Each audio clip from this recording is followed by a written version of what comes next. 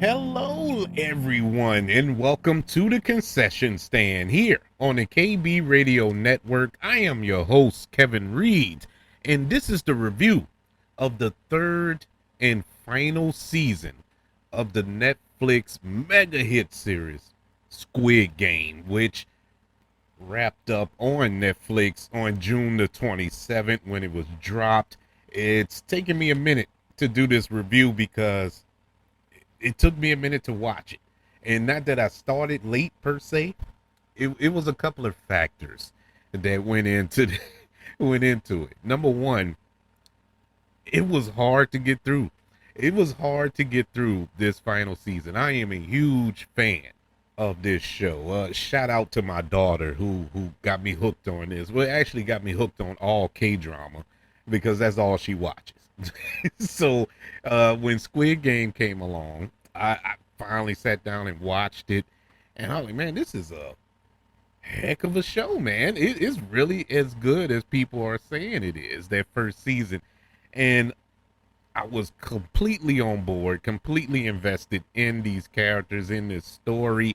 And when it came to season three, knowing that the third season was the final season, it was bittersweet because it hits that sweet spot, where it's time to end. Some TV shows just go on, and it already jumped the shark 3 seasons prior, but it's still going on because people still watch it, and the ratings aren't as good as they used to be, but they're still decent ratings, and it's good for the networks and whatnot. But this show went out on a super high. I feel it it ended right. You couldn't keep doing this forever.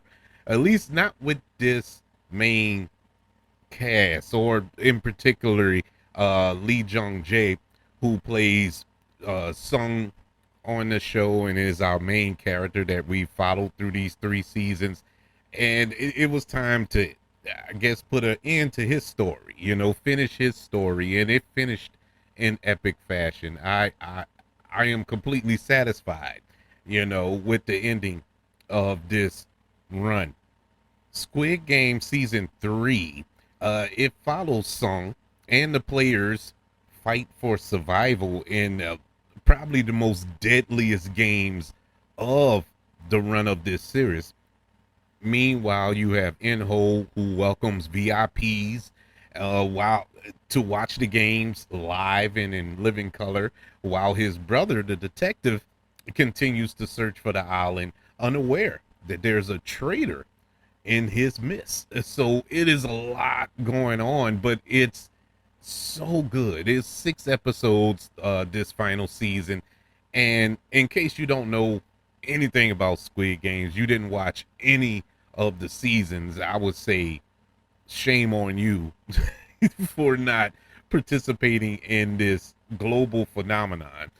But Squid Games is basically a show that revolves around a secret contest where 456 players, and you know that number by heart because our lead character is player 456, and all of those players are in deep financial hardship in South Korea, where this show is based in, and they risk their lives to play a series of children's games. And that sounds fun, but there's twists. It's a twist, a deadly twist to all of these games. But it's for a chance to win 45 billion won, which is in United States dollars. That's basically $40 million. And the games, they're just what they are. They're kids games. You got red light, green light. You have hide and seek and jump rope and all these other good stuff.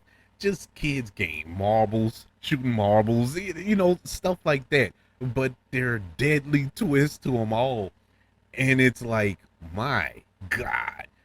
But I must say about season 3, they really turned it up to 11.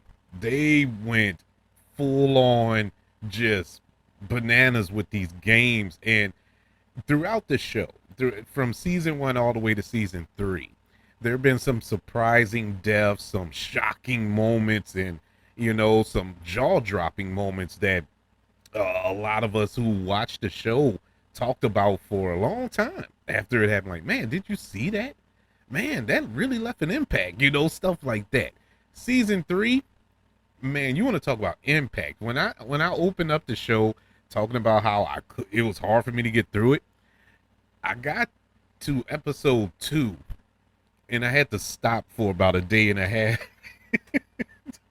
I couldn't get through the first 2 episodes without being emotionally spent by what just happened in those first two, just the first 2 episodes, the shock of it all.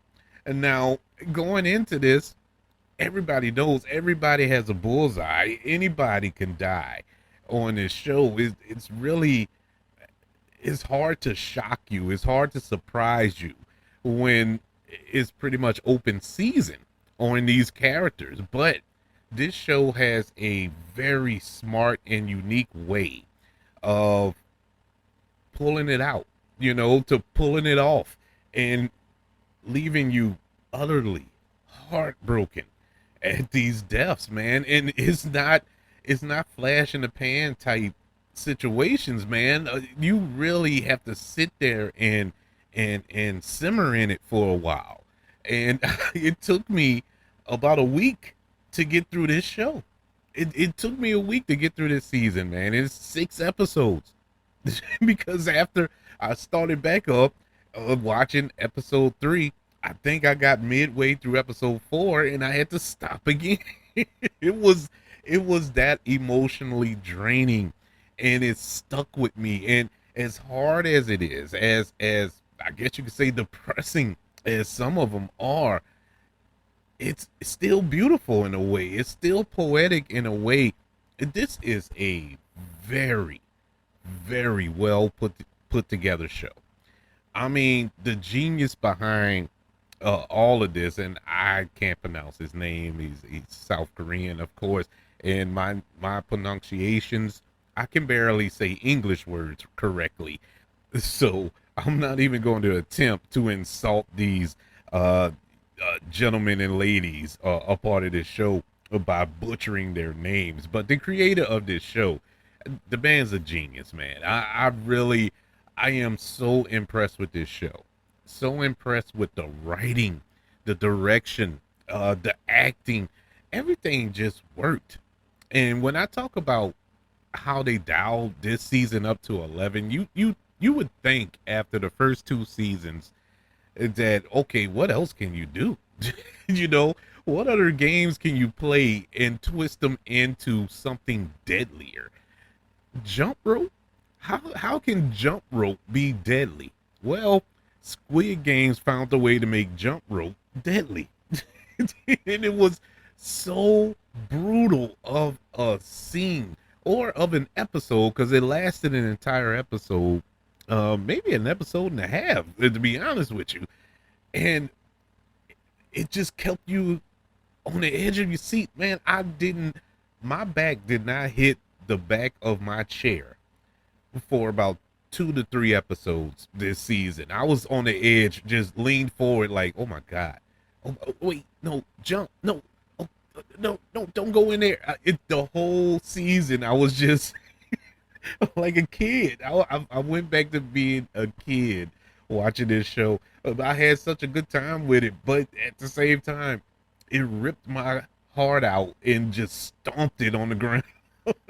At the same time, it was very heartbreaking this season, and at the same time, it was also heartwarming at moments. What you see, contestants in these games, even though it's basically every man and woman for themselves, but still pulling together to get through these games, to make it to the end, and survive.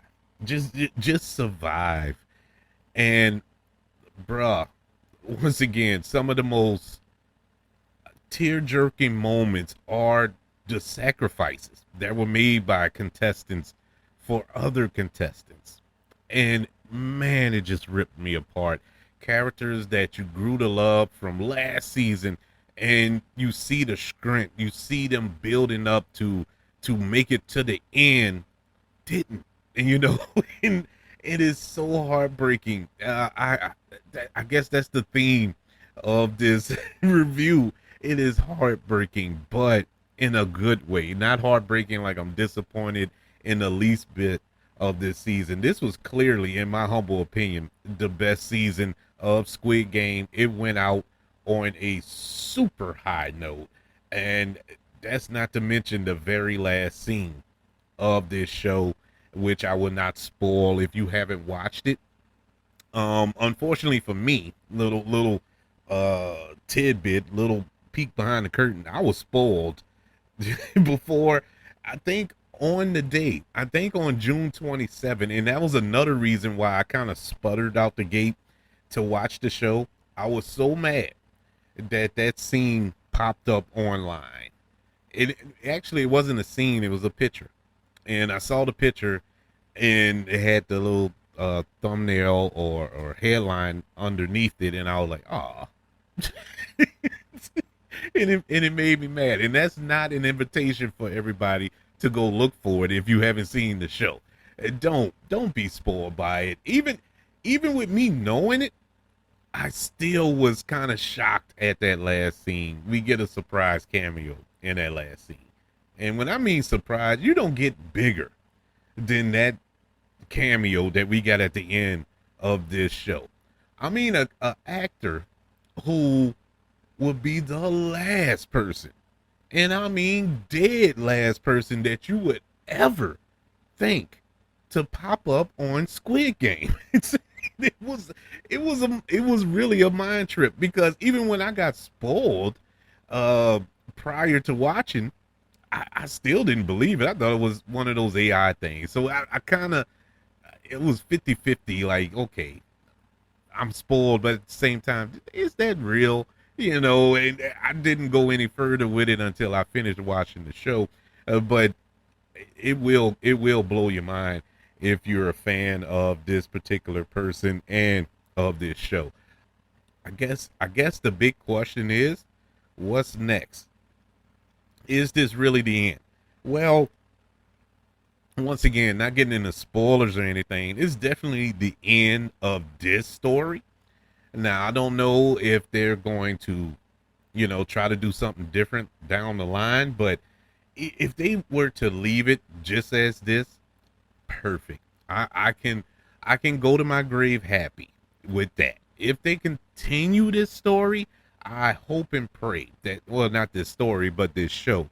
I hope and pray that the original creators of this show will be a part of that show, and I'll leave it at that. I don't want it to be an saturated version or an American version or UK version of it, and I don't need all that. It's like a few years back, one of my favorite action movies of all time is The Raid, a small little film. I think it's from Indonesia, if I'm not mistaken. But awesome action movie. Probably one of the greatest action movies ever made. I really can't, I don't know no other way to describe it. But due to the success of that film, studios in America wanted to remake it and Americanize it. And I was so mad by hearing that. As of today, as of yet, haven't heard any movement on it. I don't think they can really get a story locked down, because you can't. Just leave it alone. Some things you just shouldn't touch. You shouldn't remake Jaws. You shouldn't remake Back to the Future. And you definitely shouldn't remake The Raid. Leave it alone. Just leave it alone. And I feel the same way about Squid Game. In a sense, I think it can be done in an Americanized version, but if you're gonna do it in an American version, make it an American version. I mean, don't even link it to the Korean version. Just do your own thing, And if you're gonna go completely different, don't call it Squid Game. Call it something else. Just leave this as it is. This was perfect. I know I'm only reviewing episode 3, but as a whole, 1, 2, and 3 seasons of Squid Game is absolute premium television. Netflix, take a bow. All the filmmakers and actors involved in this show, take a bow. Squid Game gets a letter grade of an A plus. Perfect television, perfect, and it ended perfectly. You know, it's not bubble gums and riding off into the sunset type of ending. It is actually a beautiful story that wraps up. We get perfect character development and arcs and uh, uh no open-endedness. It really closed the loop on every story that was open. You know, I truly enjoyed it. Maybe a couple, but it's one of those. It's one of those to be continued type things that you had to continue to be continued. You know, you couldn't wrap it up in a final episode, but it is something you can live with. I enjoyed it. I really did. This is one of those shows that you can go back and just rewatch everything again, and I plan to do that at least once a year, as long as it's on Netflix. Good deal. But I would love to know, what did you think of Squid Game season 3, the final season? Did you like it? Did you hate it? Do you feel that they wrapped it up nicely, or do you feel that they left the door cracked just a little bit for season 3? I would love to know, what are your thoughts? Email the show, kbradiopodcast@gmail.com. You can also search for the show on all social media platforms. Just search for the KB Radio Network. Also, don't forget about YouTube. Subscribe to the KB Radio Network channel and like this video if you don't mind. Don't forget about the 5 stars, the reviews, and sharing this show if you're listening on Apple Podcasts, Spotify, iHeartRadio, wherever you are currently listening to the concession stand here on the KB Radio Network. Everybody, thank you for joining me as we reviewed the 3rd and final season of Squid Game. Want you all to know that I love you, continue to love everyone, and until we speak again, you all be blessed.